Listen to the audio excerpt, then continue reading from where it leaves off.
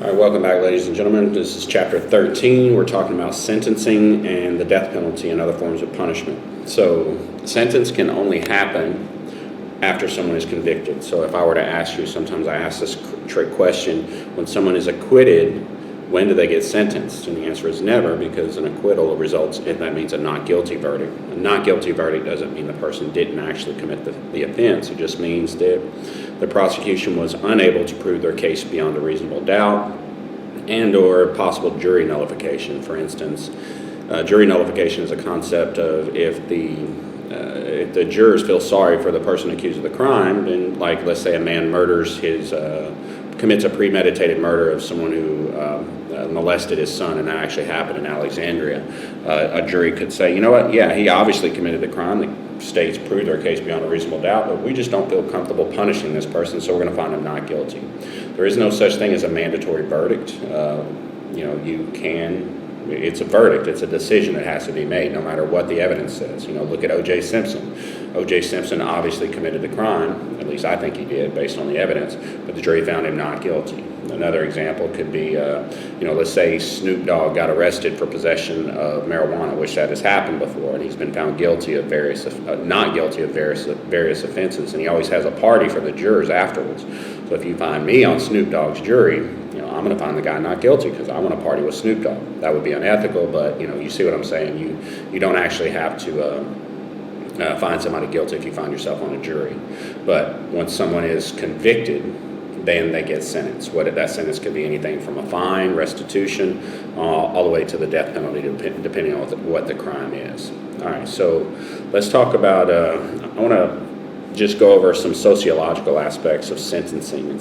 I've got on the PowerPoints, if you want to look at them, two different crimes. And one of those crimes is 4967, which is possession of cocaine, which also covers like methamphetamine. Crack cocaine and powder cocaine are considered in the state of Louisiana to be the same thing. Not all states and the federal government have that, but the state of Louisiana says that, if there's any detectable amount of cocaine in the substance, so if it's mixed with baking soda, and cooked up like crack cocaine, it's considered the same, whether it's, 100% pure or crack cocaine, which again, a kilo of cocaine might cost you on the street, $15,000 give or take, and then a kilo of crack cocaine might cost you, this is a wild guess, $1,000. I just don't know. But it would be much cheaper because pure cocaine, a kilo of pure cocaine can be used to make a whole lot more crack cocaine because it's cut down and mixed with other substances.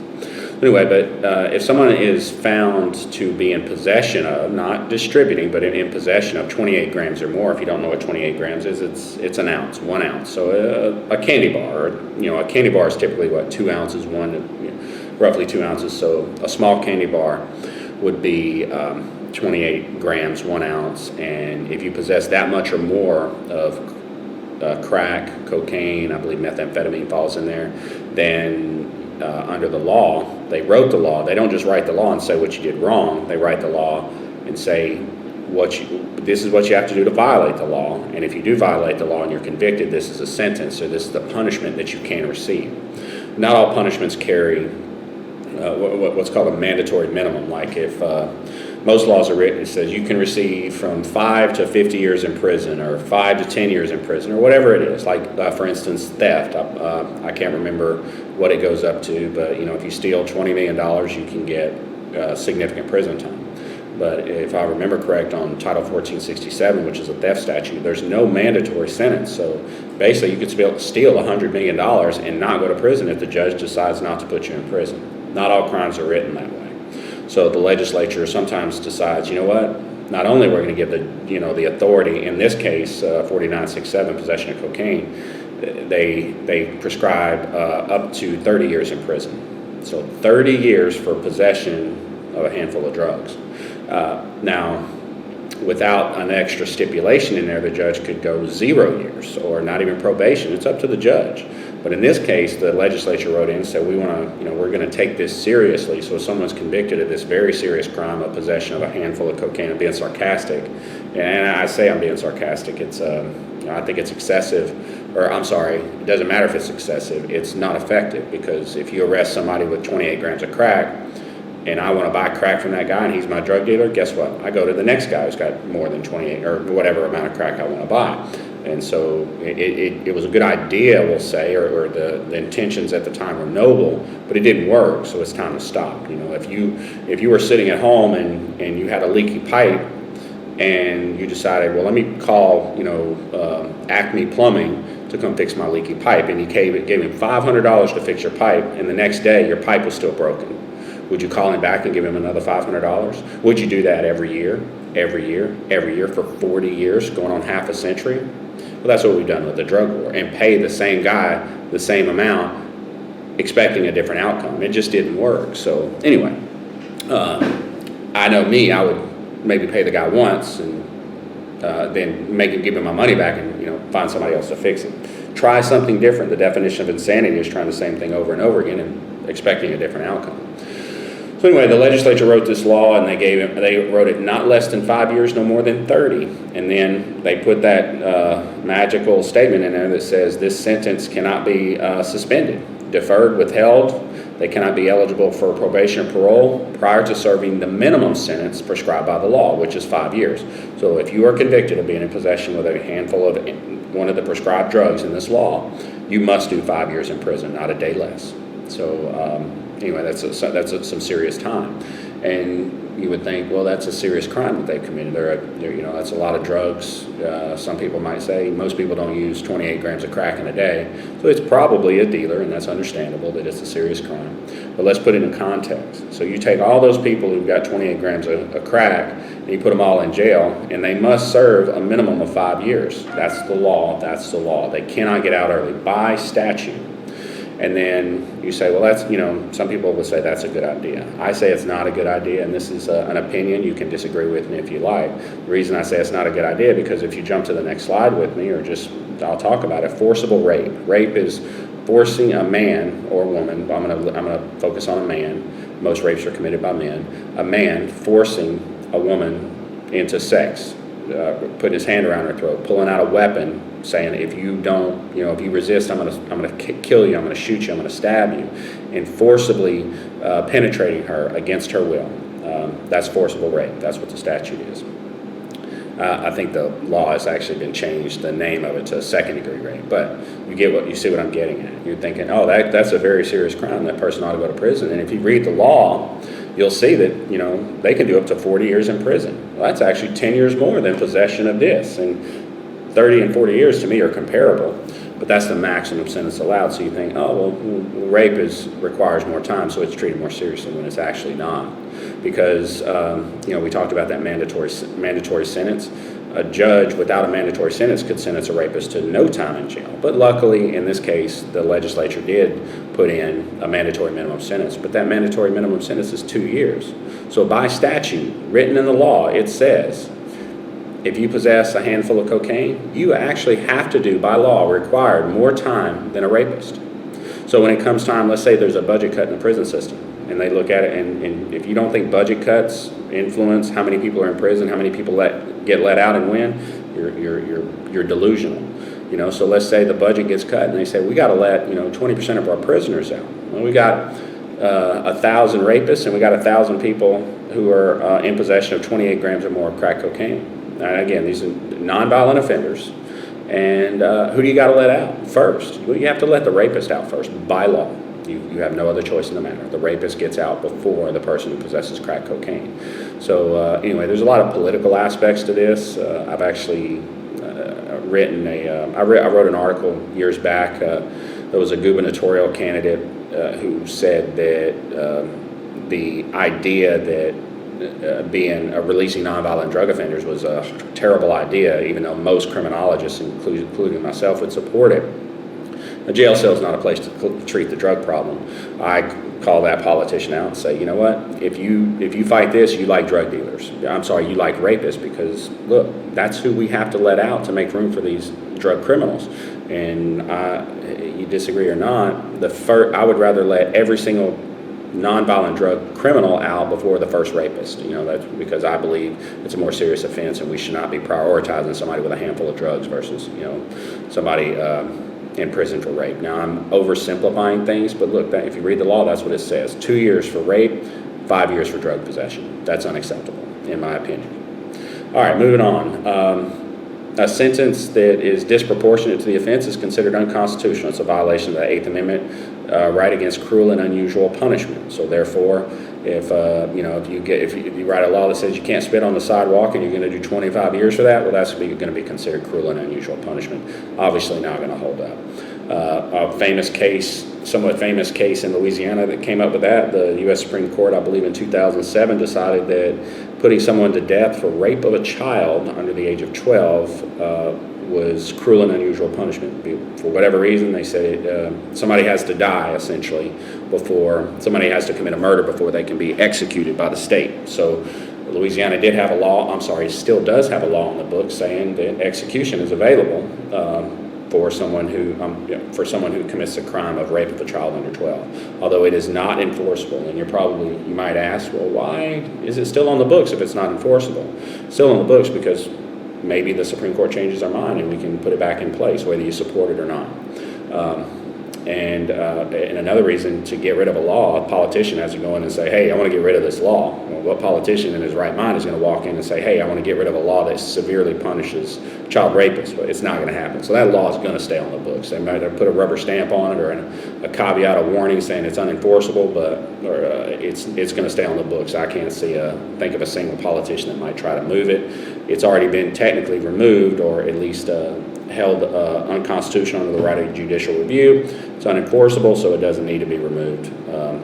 It'll stay that way until the Supreme Court changes their mind. So there was a time that there was no death penalty allowed. 1972 to 1976, the death penalty was considered arbitrary and capricious. They was like, why are you executing this criminal but not this criminal for the same, similar conduct? And there was and still is statistical support that the conduct is based on race, the race of the victim, the race of the offender. All those come into play when it comes to determining whether or not the death penalty is sought in a case. And that's they brought it back in 1976 and said, okay, as long as you take away the arbitrariness of it, you can put it back in place, put in safeguards. And so that's what they did. But again, the statistics still do support that there is a racial disparity in who gets executed and who doesn't, based on the race of the offender and the race of the victim. So it's a statistically significant. So it's statistical support for possible racism. So I say possible. It's what it is. So, all right, we've talked about the Eighth Amendment a little bit. Let's talk about we talked about a little bit already, sentencing disparity. So, I said the law for rape of a child, forcible rape, you got between 2 years mandatory minimum sentence and 40 years. So 2 and 40 is a big window. Well, if you sentence somebody who, we'll say, has never been arrested before, no convictions, lived a pretty, we'll say a crime-free life, and then you catch that person in a forcible rape, and it was just, as far as we know, it's one time. So you have two different people. One gets 2 years and one gets 40 years. That's a sentencing disparity. Well, why did that happen? Because of judicial discretion. The judge has significant judicial discretion, the choice to decide who goes to prison and for how long. In my experience as a criminal justice practitioner, as a police officer, I arrested a lot of people for a lot of, we'll say the same offense. And a lot of times it would go in front of the judge, and it just depended on which judge you were in front of. One judge might give the person 5 or 10 years. Another judge might give the guy probation for the exact same thing, essentially. So I've seen bonds as low as $10,000 or even ROR, which is release on recognizance, and I've seen similar conduct get $1 million bond. So it's judicial discretion. That's a part of our Louisiana system. We vote our judges in, and they have to do what they need to satisfy the public. I think most of us want just fair and impartial judges, but maybe some people want to be able to call the judge and say, hey, I want this case treated differently, or I want you to be more lenient or more stringent, whatever your constituents want. That's basically what you have to do to stay in office, while maintaining your compliance with the Constitution of Louisiana and the federal government. If you go outside that, of course, you're subject to appeal, and you'll start having your decisions overturned on appeal, and that doesn't look good on a judicial record. One way to avoid sentencing disparity. One is a mandatory minimum sentence. So at a minimum, the judge has to say, okay, you're going to get 5 years. In fact, there was a judge, I forgot what state, maybe Utah, the mandatory minimum sentence it was a rape of a child, and it was a student of his, and the mandatory minimum was 2 years in prison. Well, the judge gave him no prison time served. I think he had spent a few months in jail waiting trial or whatever, and that was actually outside the limits of what the judge was even allowed to do, so they had to go back and actually, the judge had to sentence that person to prison. Of course, that judge got a lot of flack because, well, obviously, he was very lenient on a rapist, and I think I don't know if he even made it to the next election cycle before he was removed from office, but, so that's one way to limit discretion, is to have a mandatory minimum sentence. Now, the maximum sentence, that's a limitation on discretion as well. The judge can't give somebody 41 years when the law says the maximum is 40. That's just the way it works. But, they can go all the way up to that 40. Now, if you got somebody who's committed a whole lot of crimes and just keeps doing stuff over and over again, obviously that person's going to get more time in prison than somebody who's never committed a crime in their life before. You also have sentencing guidelines. Sentencing guidelines are conducted by the federal government in federal criminal cases. I've worked some cases with the FBI, and the judge almost really is just mostly a formula, how many times convicted, how many times arrested, and you can follow along. You can see an example, I forgot what state it's from, but example of sentencing guidelines, how many convictions, what were they for, and then it's got a recommended range of, for the one that I'm looking at here, if you get convicted of aggravated assault and you've got one conviction in your past, you're looking at 84 to 117 months in prison time, with the average being 98. So typically when there's sentencing guidelines in place, the judge is going to stay within that. They don't have to. They sometimes you can deviate from that, but it has to be justified. The judge has to say a reason. For instance, I had two or three persons. It was a huge conspiracy. They stole over $1 million from one of the casinos in Lake Charles in a big conspiracy cheating scam. And I caught them, and they all pled guilty, but they had a lot of support. And what ended up happening is the judge took into consideration they had never been convicted of anything before. One point, it was like $1.2, $1.3 million that was stolen. That's prison time in the federal system, automatic. Well, several of the co-conspirators actually got no prison time, and the judge basically explained, the reason for that. I didn't like the deviation, but I respected it. The guys who did it, they're never going to do it again. They're never going to work in that industry again. And they're all convicted felons. So, you can't really, as a police officer, worry yourself to death about how long people spend in prison, because they're either, you may never be satisfied with the end result. But that's for the judges to do. Let them make that decision. All right, let's look at real quick. Let's talk about real quick juvenile justice. So, it's not a juvenile justice course. You're going to probably you should take one of those in your criminal justice collegiate career. There's just some different terms, like a juvenile is not arrested, a juvenile is taken into custody. A juvenile is not convicted of a crime; they're disposed of and given a disposition.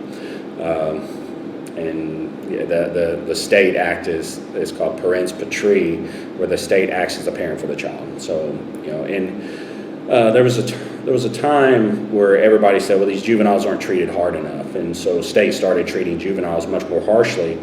But the end result, it's a good idea. Like, hey, you need to nail these kids to the wall, teach them young, that they can't do that. And anyway, the data doesn't support that. We have a good juvenile justice system here in Calcasieu Parish where, they get the treatment if they need it, but it's all evidence-based. You might want to see these kids put under the jail, but they're young, their brains are not fully developed, and what has proven to be more effective in keeping them from becoming career criminals as adults is, evidence-based practices like treatment and so forth. And there are super criminals that are just going to be bad, and there's nothing you can do.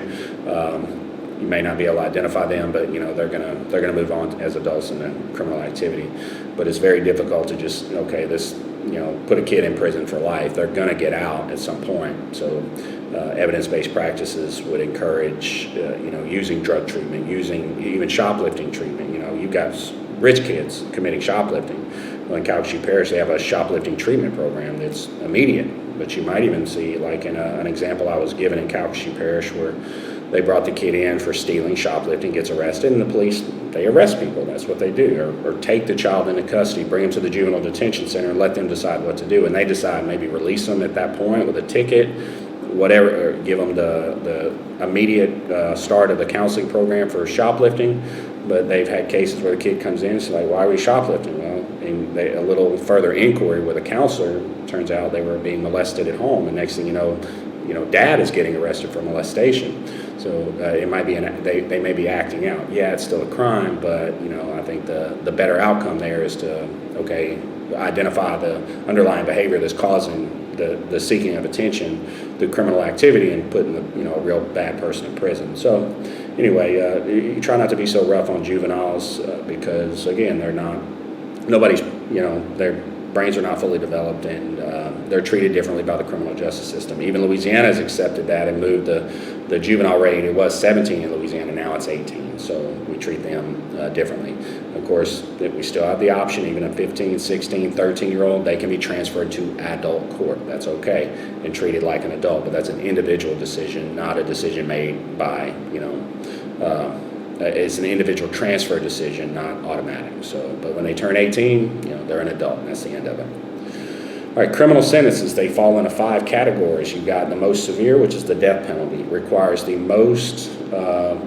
highest burden of proof. You've got the conviction to see if they actually committed the crime worthy of the death penalty, and then the jury or the judge has to say, okay, not only that, no, we have 2 choices of sentences, life in prison or the death penalty. And so they call it a bifurcated trial. But and then there's appeals, there's reviews. So it takes a lot of time and money. In fact, it takes more money to sentence someone to the death penalty, to kill them, than it does to give them life in prison. Now, Louisiana is less. I don't know their exact amount. It's still more than life in prison. We're talking millions of dollars that are invested in getting the death penalty. But California, per execution, invest 300 plus million for one execution. They've done 13 executions in the past couple of decades or so, and if you add up all the cost of death row and appeals and all that, the price tag on that is $300 million, which is a reason I actually don't support the death penalty, because it's $300 million could be spent another way. I'd rather not waste that money and put it towards teachers, education programs, police officers, counselors, social workers, than putting one person in prison. I mean, $300 million, you can build probably $150 million worth of roads. 150 miles worth of roads. So it's it costs more than it's worth, in my opinion. Form your own opinion. All right, then you got the death penalty. Then you got imprisonment. That could be for a day or half a day, or it could be for eternity till you die in prison. Probation, which is just basically community supervision, where a person has to live under the rules and regulations of a probation officer or probation office, and if they don't, they suffer the threat of possibly going to jail. Most of the criminals that I dealt with, DWI, theft, white-collar crimes, they typically would get 5 years probation, depending on what it was. A DWI maybe 1 year, but most people don't just go, just don't end up in jail.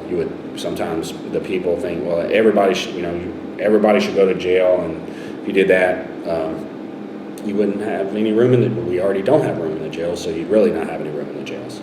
Or we'd have to let out all the murderers. You don't want that.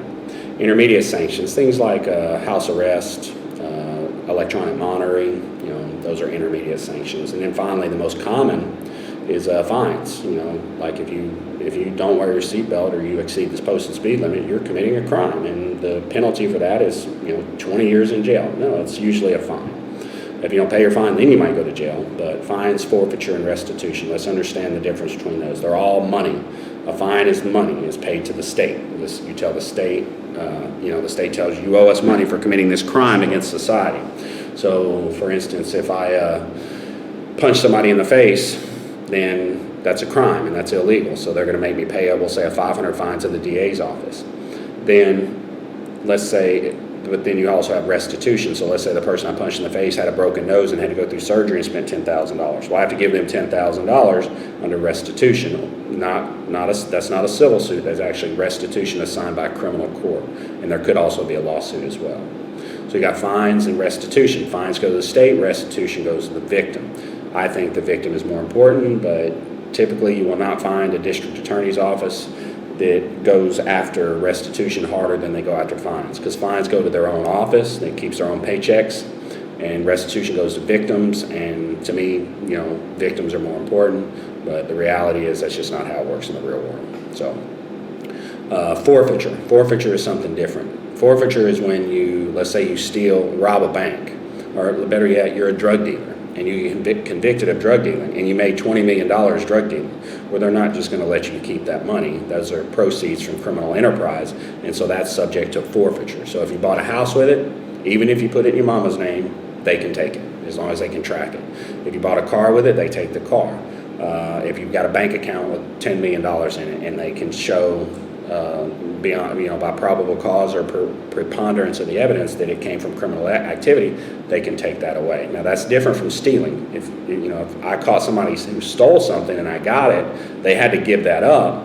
I didn't use it for a fine. I basically returned it to the victim. It's one of the coolest things you can do as a police officer. They're missing something and you return it.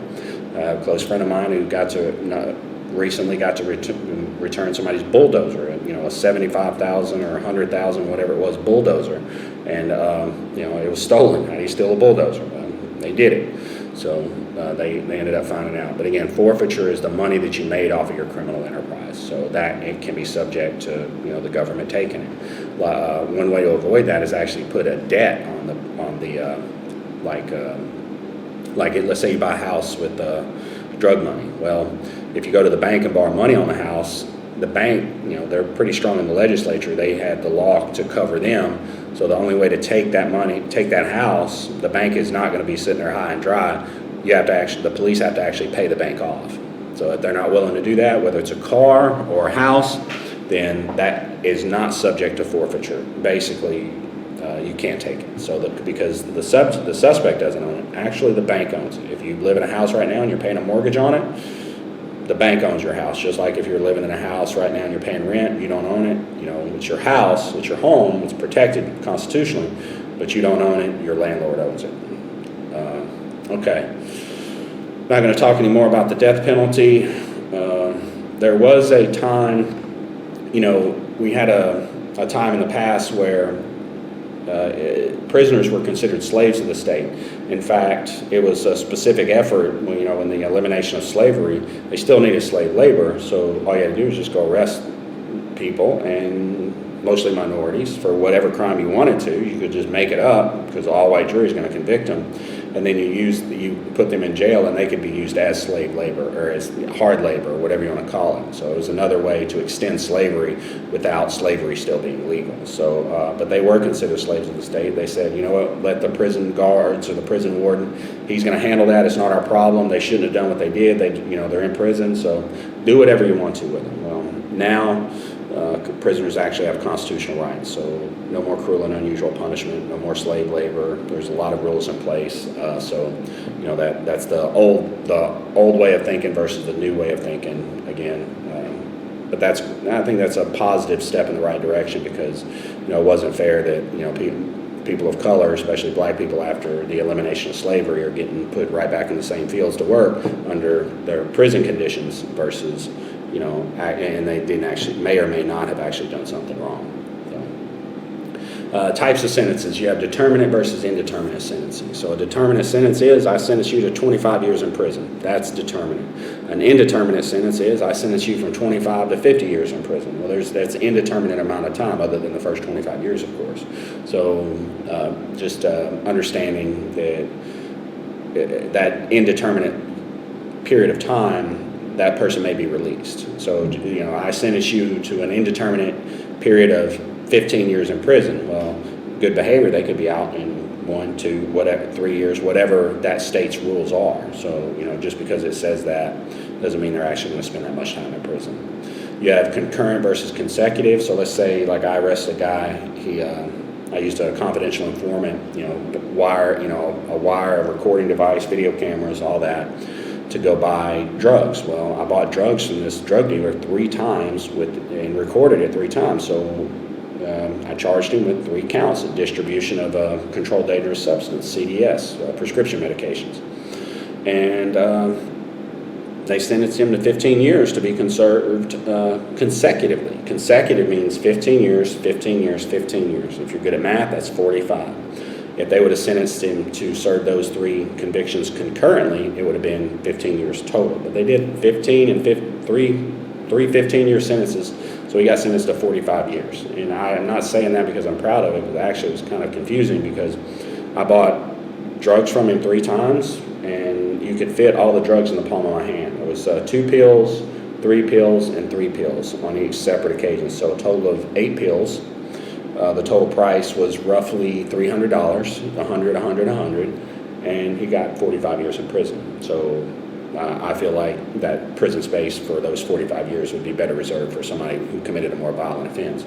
And literally the next day when he got arrested, his wife was selling the same drugs out of the same house. And then she went to jail, and their son was selling the same drugs out of the same house. And if we would have bombed the house with a howitzer 155 and blown it up and there would have been no house, somebody down the road would have been selling the drugs out of the same house. So, but anyway, that's concurrent versus consecutive. Concurrent, multiple convictions served at the same time. Consecutive, is a longer period of time in prison. Have to understand that probation and parole, those are privileges, they are not rights. So basically a prisoner or an offender has to sign over his or her rights in the free world to live under the conditions of their probation and parole. So, like those conditions are going to be pretty rough, like subject to search at any time. So most of us, we can't be searched without a search warrant. Well, a prisoner can, and they've agreed to it. If they don't like it, take your butt back to prison, or take your butt to prison in lieu of probation. So that is an option. It's a privilege. It is not a right. All right, so we've talked about fines and forfeiture. Now here's something cool. We have the crime victims' rights. The federal government has one. The state of Louisiana has one. It's basically a list of rights afforded to crime victims. So let's say a woman gets raped and her rapist gets booked into the jail. The police should complete paperwork, and even more what I did, not only completing the paperwork, which was confusing, but I would show them a VineLink, which is a way to register for offenders to know when they get out or when something's coming up with their case. It's online. They'll send you an email or text message, so by all means, look that up. I think it's VineLink version 2 or something like that. When you select Louisiana, you get all kind of good information. I actually track offenders that I've arrested in the past, and when they get out, I might be looking over my shoulder for a little while because, they're obviously not happy with me. The Crime Victims' Rights Act, state of Louisiana, federal government, whatever. I'm going to read one to you. The right to confer with the attorney for the government in the case. So this basically means talking to the district attorney and so forth. The right to be reasonably protected from the accused. That's obviously, let's say a rapist gets out and goes and kills his accuser, and you're under this Crime Victims' Rights Act, you're supposed to be protected from that. Well, here's the bad news. It's written down, it's a beautiful piece of paper, but that's all it is a piece of paper. Because at the bottom of every one of them, it's going to say, if we fail to do anything here, you can't sue us. So there's nothing that can be done. For instance, even the government, and we'll talk more about it in Chapter 14 coming up, the government is under no duty to protect you from criminals. They can't. And it's understandable that they can't, but even when even when what they did is just terrible, they're immune from lawsuits. So for instance, let's say you book a rapist into the jail, he makes bond the next day for $500,000, and the police fail to call the rape victim and say, hey, by the way, the rapist, Steve, is getting out of prison today. You might want to go stay somewhere else, or maybe we'll put a cop on your house or whatever. They don't even make the call. The guy gets out and goes and kills her because he raped maybe he raped or beat or whatever somebody he knows, he's mad at her, wants to shut her up. Well, and then they go kill her. There's nobody to sue. It's very clear. The courts have been very clear on that. There is one exception that I am aware of, and it's not even really an exception, but I've done some training with J.C. Dugard. J.C. Dugard was a victim of kidnapping. She was held in captivity for 18 years by a convicted sex offender who had been, after he kidnapped JC, and when she was 11, held her in captivity for, again, 18 years, but she had been visited by probation parole agents 63 times during that period. In fact, one period, he actually went back to prison, and she was still in that location in captivity. In fact, she said she remembered seeing somebody with a badge, a probation or parole agent, standing there. In fact, somebody called 911 and said, hey, my next door neighbor, he's a registered sex offender, but he's got kids in the backyard. Well, those kids were actually JC's kids that had resulted from rape and sexual torture. He had 2 children with her. I think she had the first one at age 14 and the second one at age 16. And the police showed up and knocked on his door and did nothing. They talked to him for 20 minutes and never actually walked into the yard or the back of the house, which they should have done. And you hear me say, well, you need a warrant. No, you actually don't need a warrant for that. So you've got kids in danger from a registered sex offender. You got a report that there's kids in the backyard. You better go check that out as a law enforcement officer. And you don't need a warrant. You need reasonable suspicion that someone's in danger. Well, the next door neighbor said, you got articulable facts that there's kids in the backyard. This guy's a registered sex offender. He's a rapist. He's a kidnapper. He's just out on parole. Go check out the backyard. If one of those officers, that deputy would have walked back there and just looked, opened the like a Connex container, he had its compound in his backyard. Again, 63 visits. And I say that, because there's no liability. JC sued the federal government because he's on federal probation and state of California probation. She sued the federal government, because they failed to do anything. And look, not saying it's right and it's not right, but the federal government, the courts ruled they couldn't be held liable. It's been well established. They're under no duty to protect. So you basically have to protect yourself in some instances. Now I say that on the other side, there was a lawsuit against the state because he was on state probation as well. The state felt bad, and I believe, Governor Schwarzenegger and their state government authorized a settlement, which it's not even really a settlement. It's just giving them money. For roughly $20 million, according to the media. I've never talked to her about this. I just know what I've seen, but it was good of the state of California, except that they screwed this one up and they actually did something to make her whole. And since then, she's established the JACE Foundation, JAYC, Just Ask Yourself to Care, and assist in training law enforcement officers and retaining their compassion through using a horse's equine therapy. It's pretty amazing what they do. We brought her to Lake Charles. She was gracious enough to come with her and her staff, and we trained roughly 20-something law enforcement officers in Southwest Louisiana on retaining their compassion. So in paying attention, don't see that kid in the back of the car at the house, the registered sex offender, and not say, okay, I need to do something here. All right. So that highlights the Crime Victims' Rights Act and Chapter 13. I'll talk to you in Civil Liability in Chapter 14.